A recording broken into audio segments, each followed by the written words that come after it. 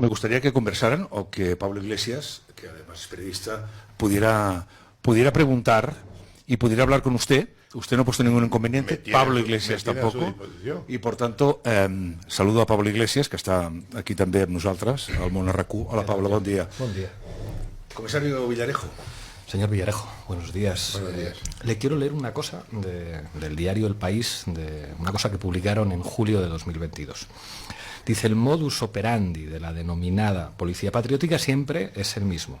Primero, elaboran informes escritos, la mayoría sin sello ni firma, con pruebas incriminatorias hacia determinados dirigentes políticos o partidos, muchas de ellas falsas o poco contrastadas, y antes incluso de convertirlas en denuncias ante los tribunales, se filtraban a determinados medios de comunicación. ¿Usted podría confirmar que este es el modus operandi habitual? Pues lamentablemente sí, y además es el modo que fundamentalmente emplea el país, ¿no? Que es el diario, digamos, oficial de los distintos gobiernos. Yo creo que existe una relación perversa, si me permite el término, entre periodistas, policías, fiscales, guardias civiles y tal. ¿Por qué? Porque unos se necesitan de otros. Unos, para exagerar, digamos, la alarma social, filtran para que se publique, y los periodistas necesitan a esas fuentes para alimentarlos día a día. Con lo cual, partimos del axioma de que lo que no se publica no existe, y de ahí que se engordan los temas sin contenido y sin base judicial. Lamentablemente usted lo ha sufrido en alguna ocasión, no digamos el caso Dina, etcétera, etcétera, en donde no hay nada judicial, pero sin embargo se eleva a la categoría de tragedia algo porque a determinados medios le interesa que la opinión pública se sienta. O sea que estoy totalmente de acuerdo con eso. Claro, antes mencionaba usted el caso del teléfono móvil de Dina Busseljan. Alguien le roba el teléfono móvil y un periodista que se llama Alberto Pozas, que efectivamente trabajó en la Secretaría de Estado de Comunicación dependiente de Pedro Sánchez y fue director de Interview, le entrega a usted ese teléfono móvil, el contenido de ese teléfono móvil, entiendo que con esa voluntad, para que usted lo filtrara a determinados medios de comunicación, porque bueno, de hecho acabó en OK Diario. Si me permite, parto de una base. Yo, por lo que he sabido, tengo mis dudas de que realmente ese teléfono se lo robaran en realidad. Pero bueno, eso es un tema en el que no quiero entrar porque está, digamos, su judice.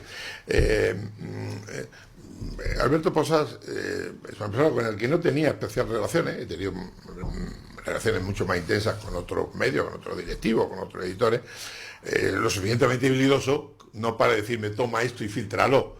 O sea, el argumento suyo es, oye, este tema puede que haya un interés policial y tal, en el tema me han dado esto, ¿quién te lo ha dado y tal? ¿No? Me lo han dado una fuente anónima y tal. Entonces yo lo que hago es que lo transmito y le doy una cosa, analizo por encima más o menos el contenido, veo que son temas más que nada íntimos y le doy obviamente una copia a la DAO, que era lo que de quien dependía directamente. Entonces el procedimiento que luego sigue después, por lo visto en la Audiencia Nacional, creo que incluso la propia audiencia ha reconocido que parte de esos datos la propia Dina fue la que lo filtró, ¿no? A los medios, vamos, eso es lo que aparece en algunos de los escritos. Esa siempre ha sido la versión de ustedes, pero no insisto, la mía yo no conozco, o sea, yo desconozco absolutamente la existencia de ese teléfono hasta que a mí me llama Alberto Pozas y me dice, oye, tengo que comer contigo urgentemente, tal. Bueno, me hace mucha ilusión.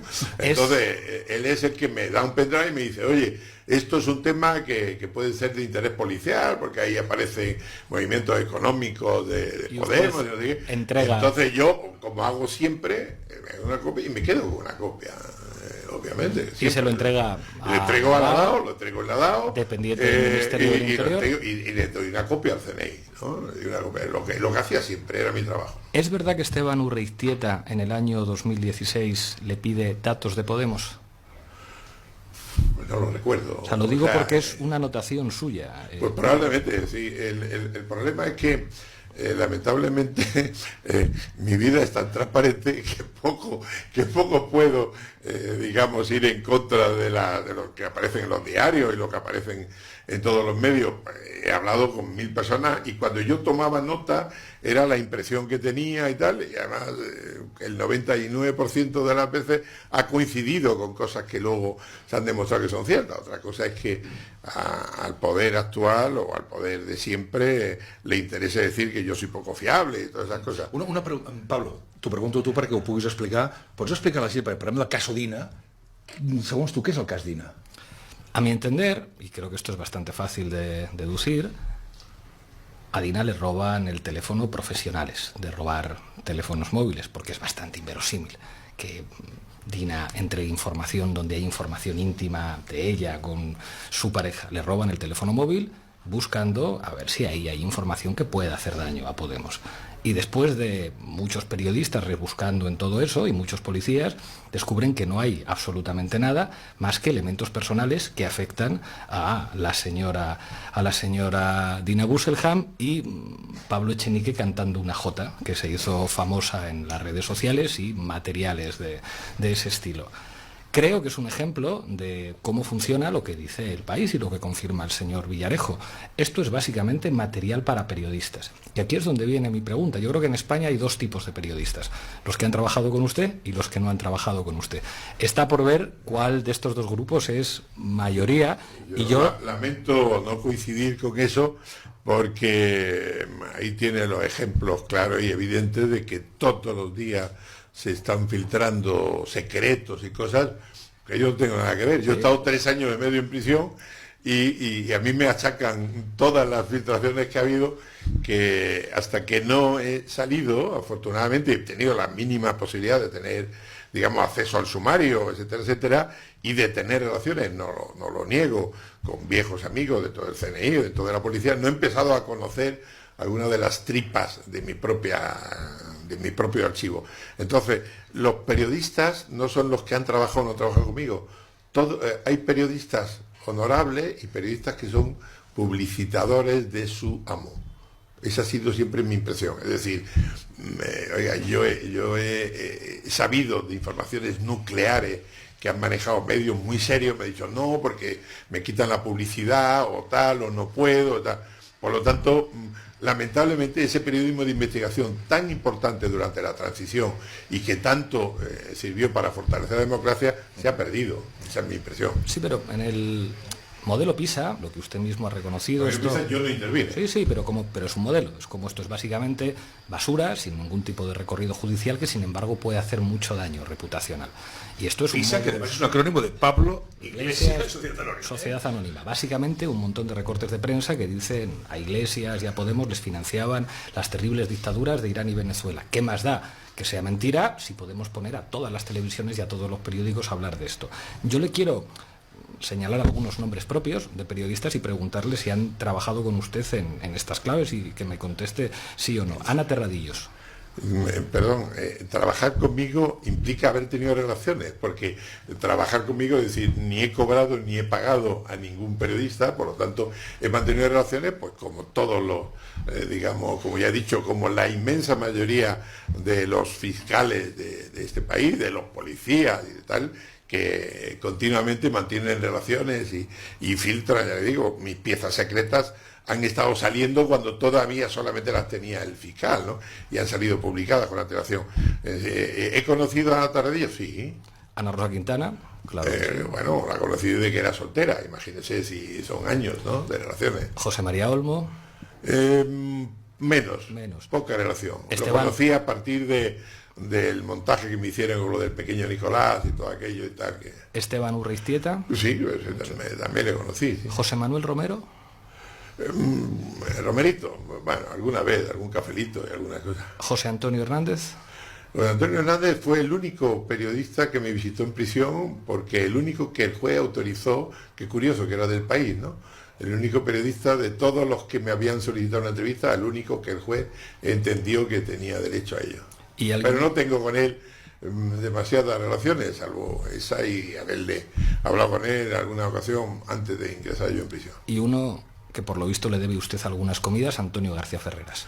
Antonio, bueno, sí, Antonio me debe algunas. Bueno, eso, vamos, fue un pequeño matiz que hice, porque llevaban varios días varios días en la puerta de mi casa cuando mi hija pequeña iba a salir y tal, dejadme tranquilo, cuando queráis vosotros, yo cada vez declaro y tal, y como en un momento determinado estaba mi amigo Antonio, digamos, en directo, aquí está en directo en Tarega, Antoñito, coño, es una comida que la última la pagué yo, ¿no? Y tal, se alteró, y luego además con lo que creo que ha salido, que creo que publicó una amiga de ustedes, una tal Patricia, o creo que se llama así, Patricia López, o así, de esa charla que yo tengo con él, donde le advierto, claro, es que, sin embargo, lo que se publica es todo lo contrario.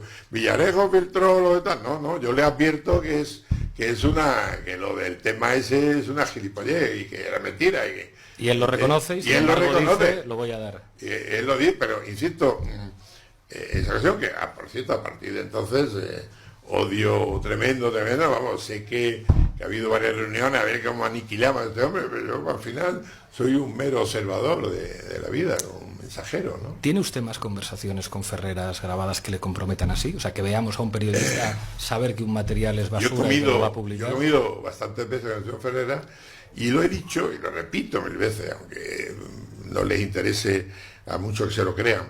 La inmensa mayoría de las grabaciones que existen y que a mí me requisan es una copia de las que el CNI me hacía desde el año 2000, que yo acepté que monitorizara mi vida. Hay algunas grabaciones que yo no tenía conciencia de que existían, como aquella famosa comida que casi le cuesta el puesto a la ministra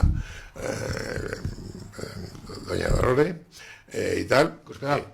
No, Dolores Delgado, que no tenía ni idea, porque era efectivamente una comida tal. Entonces, a mí me gustaría tener una copia de mis archivos que después de 6 años nunca me han dado. Imagínese un Estado de Derecho en teoría garantista, con el principio fundamental, que es el principio contradictorio, donde lo que tiene el fiscal para acusarte tiene la defensa para defenderle. Pues yo todavía no sé, fíjese, creo que ya son 60 piezas y la inmensa mayoría están secretas todavía después de 6 años. Inaudito, ¿no? 2 preguntas para terminar.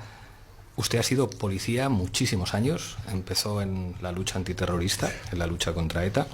Esta pregunta se la tengo que hacer. ¿Ha torturado a alguien alguna vez? Pues no, jamás. Es más, imagino que lo dice por esa campaña que ha organizado su partido de reivindicar esa denuncia de un señor del año 75.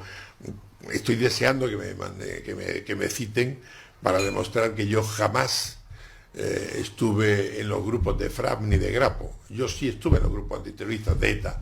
Por lo tanto, lo que dice no se que les torturaba. Se les torturaba. Mire, en las torturas que he visto en eso de temas de eléctrico y tal, no, jamás. Yo jamás lo vi. La bolsa así, el agua así. Eso jamás. Puñetazos. Eso lo inventó la CIA, que lo que se llaman, eso lo inventó la CIA, que se lo trajo a España al CSED y tal, y luego al CSI y tal, y que fue lo que luego lo distribuyó fundamentalmente en la Guardia Civil, que son los que han tenido algunos problemas, ¿no? La Zabala, Zabalza, etcétera, etcétera, ¿no?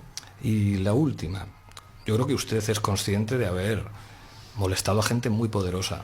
¿Calcula que es posible que un día le peguen un tiro? Bueno, fíjese, si lo tengo claro, que en el 2018 casi lo consiguen. Menos mal que entonces estaba todavía el PP, ¿no? Que son más timoratos, ¿no? En mayo del 2018 de pronto sufrí un shock anafiláctico en prisión y casi me cuesta la vida. Yo estoy convencido que para eso lo ha pretendido recientemente, a final de julio, los fiscales, de volver a ingresar en prisión. El día que yo vuelva a ingresar en prisión tardaré días.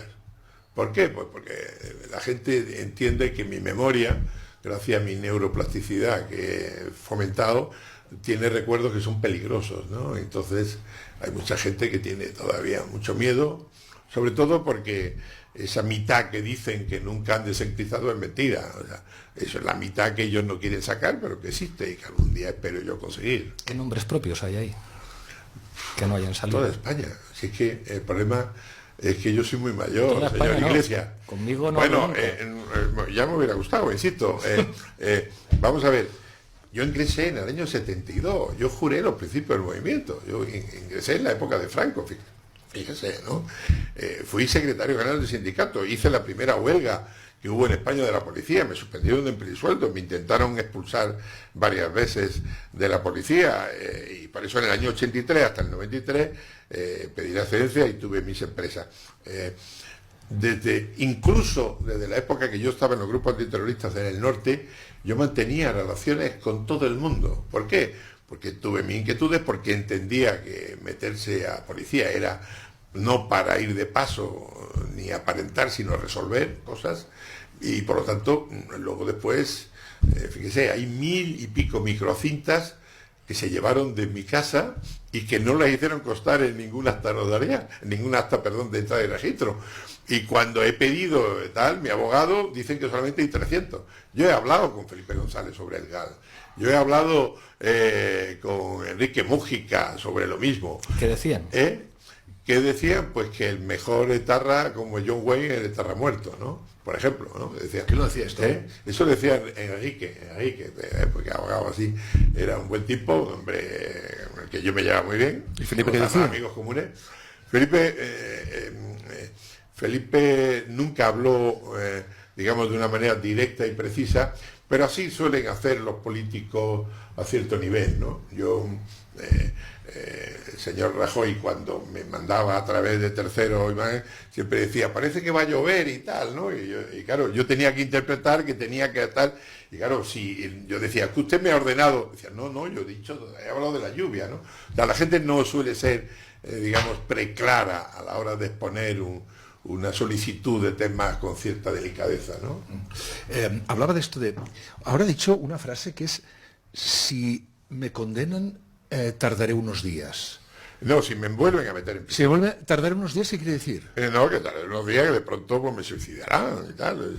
¿Se suicidará o lo suicidará? Me suicidarán, obviamente. Yo, la gente que me conoce sabe que no soy precisamente partidario de eso. Y eso yo creo que es la razón por la cual terminaron acabando conmigo, ¿no? ¿Por qué? Porque todos en el país, en España, los españoles, hemos asumido que existe, digamos, una casta, la que el señor Iglesias muy bien apuntó como casta, que nunca sus actos tienen consecuencias. Y eso es lo más terrorífico que se puede tener. ¿Por qué? Porque hagan lo que hagan, nunca les pasa nada. Entonces yo fui tan torpe de que en un momento determinado empecé a denunciar las ilegalidades o irregularidades que estaba viendo. Y como no me hacían caso, ya las puse por escrito. Y tanto como yo creo que en la vida, como en el dominó, hay que apretar, pero no exagerar. Yo creo que exageré demasiado y por eso decidieron eliminarme. Dos preguntas sobre el tema de Pablo Iglesias y de Podemos. ¿Me podría decir los nombres de las personas que usted conoce que más odian a Pablo Iglesias? Pues yo creo que más que odio, lo que existe es cierto temor, cierto miedo, porque... ¿Quién? Pues yo creo que empezando por el actual presidente de gobierno. Esto no lo puede demostrar porque... pero ya, yo conozco... por cierto, insisto, y lo dije en el Congreso y lo repito, para mí es un hombre que ha seguido la máxima del KGB, pueblo de borregos, gobierno de lobos, ¿no? Entonces él actúa con la virulencia de hechos consumados, ¿no? Entiende una cosa, en su día, cuando empezó a aflorar el señor Pedro Sánchez, el propio CNI, Interior, estaban detrás de la famosa sauna del suegro y de su hermano y tal, donde la esposa del señor Iglesias, del señor Sánchez, era la administradora única de la sociedad, etcétera, etcétera. ¿Eso es cierto entonces, o eso es una otra? No, eso es cierto. Eso lamentablemente es cierto. Bueno, lamentable o afortunadamente, no lo sé. ¿Y qué ocurre?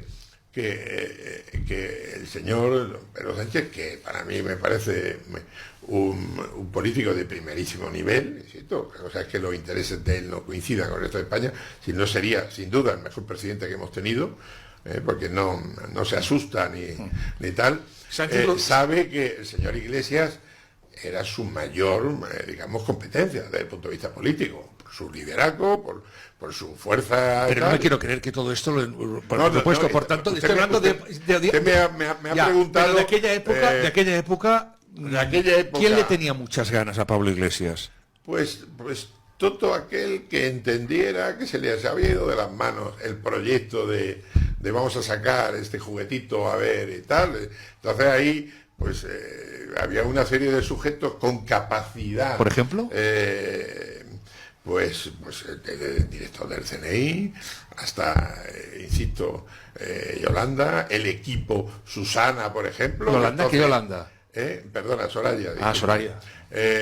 Discúlpeme, ¿no? Susana, por ejemplo, que venía periódicamente aquí a Madrid, le mandaba el avión el de Telefónica y tenía aquí reuniones, digamos, discretas. Sí, la señora que perdió en las elecciones con Pedro Sánchez. ¿Susana Díaz? Sí, y decía, había una serie de personajes o de personas que entendían la evidencia. Este señor, ya digo, si el sistema al final no lo hubiera continuado, pues una persona con el liderazgo y con la fuerza suficiente, por lo tanto con el peligro que suponía para eso. Le hago una última pregunta. Me alegro que no lo hayan metido en prisión, porque no me extrañaría que hubieran planteado, hubo algún juez de la Audiencia Nacional que intentó, creo que, alguna jugarreta realmente impresentable desde mi punto de vista. Una última consideración, comisario Villarejo. ¿Tiene que pedirle perdón a Pablo Iglesias usted? ¿Por qué? Pregunto. Sí, entiendo que probablemente el perdón es no haberle advertido en su día toda la que le estaban preparando, pero es que cuando yo empecé a poner inconvenientes me apartaron y por lo tanto dejé de tener el control de las relaciones. Yo digamos, entiendo que los españoles necesitamos realmente políticos como este señor, cuando ideológicamente probablemente no tengamos coincidencia de criterios, pero lo que sí tengo la certeza absoluta es que mientras el sistema siga como está, difícilmente, digamos, le darán cabida a personas de su perfil, ¿no? ¿Cómo te vas, Pablo? Bueno, o sea, yo creo que fundamentalmente José Manuel Villarejo es un operador periodístico. O sea, por lo que he leído, por las cosas que he estudiado, por lo que escucho, no tengo la sensación de que usted participara en operaciones de importancia estratégica para el Estado, sino fundamentalmente en operaciones de destrucción reputacional.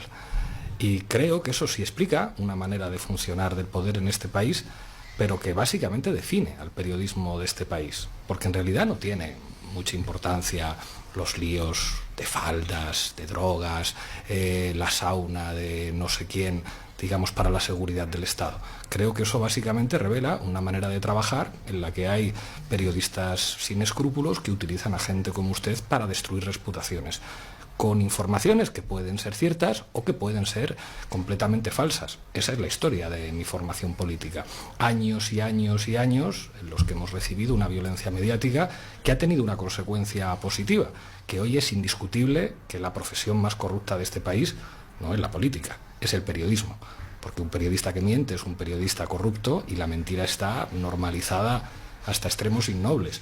La conversación de usted con Ferreras es enormemente valiosa en términos históricos porque vemos a un tipo que se presenta a sí mismo como progresista, como tipo de izquierdas que dirige una supuesta televisión de izquierdas para audiencias de izquierdas, reconocer que va a dar una noticia que sabe que es falsa para perjudicar a una opción política. Y es un tipo que está ahí no por sus cualidades profesionales, sino porque es amigo de Florentino Pérez. Que eso se sepa, aunque muchos medios lo traten de tapar, es enormemente importante porque hay una parte de la población que conoce la verdad del poder en este país. Eso es muy valioso. Yo, si me permite contestarle, insisto, creo que lo que usted quiere definir es lo que creo que fue Coig, ¿no? Un escritor, un sociólogo que en 1970 habló de lo que se llama pánico moral, ¿no? Es decir, que determinadas fuerzas vivas se dedican a crear, digamos, Agipro, ¿no? El nombre. Yo estudié Agipro, agitación y propaganda, cuando preparaba en la escuela de policía, y entiendo que el problema es que las técnicas de manipulación de masas determinan lamentablemente el nivel de cultura o de manipulación de un país, ¿no? Aquí lamentablemente funciona bastante bien. yo lamento que tenga esa impresión. Lógicamente, digamos, la información que usted maneja es la información que le ha llegado, no la verdad. Ahí está. Una información, a lo mejor es una información errónea. Cuando usted cena con Ana Rosa Quintana y con su marido, ¿no es verdad que le están pidiendo ayudas para sacar un escándalo de drogas de un socio del marido para perjudicarle?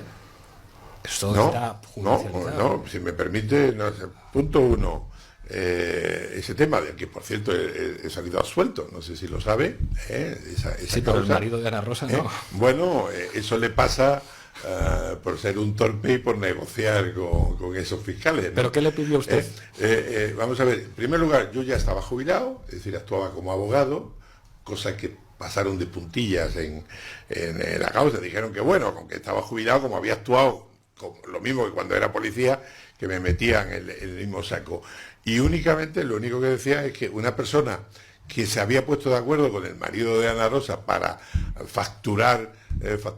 para elaborar facturas falsas y conseguir dinero en efectivo y luego así pagar los amaños en las constructoras que tenía él, su madre, su padre y su hermano, y que todo iba muy bien, que el tipo que les debía dinero y tal, pero que de pronto había aparecido un juez que ahora era abogado y que ese juez era el que le había cambiado y que encima ahora le reclamaba dinero, le estaba chantajeando y tal. ¿Y usted ofrece servicios jurídicos contra el ex juez? No le ofrezco servicios jurídicos. Yo le digo, conozco a este señor, que sorprendentemente, fíjese, hablando de equilibrio de penas, ¿no? Este juez lo condenan por cobrarse, cuando era juez instructor, poner en la cárcel o sacar a base de con prostitutas, con coca o con dinero, y le condenan a 2 años para que no vaya a prisión y tal, y él sigue con esa historia. Y lo sorprendente, fíjese... ¿Y esto es lo que usted sabía?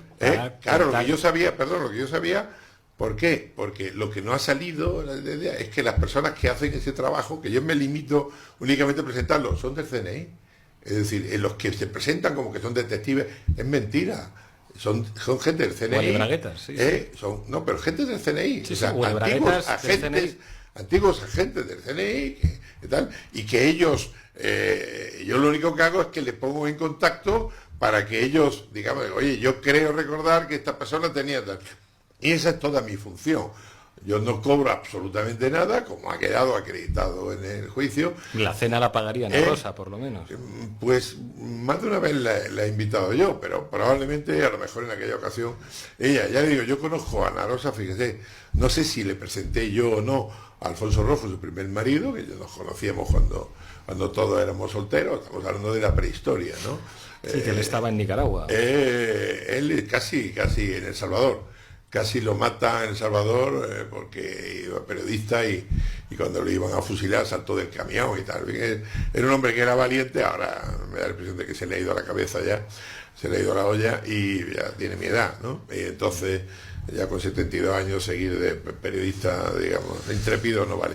Ya le digo, no tengo ningún problema en asumir y reconocer mis relaciones, que por cierto todas han desaparecido, ¿no? Yo tenía una agenda tremenda y lo que es la vida, ¿no? Imagino que a usted le habrá pasado parecido. Nadie le llama.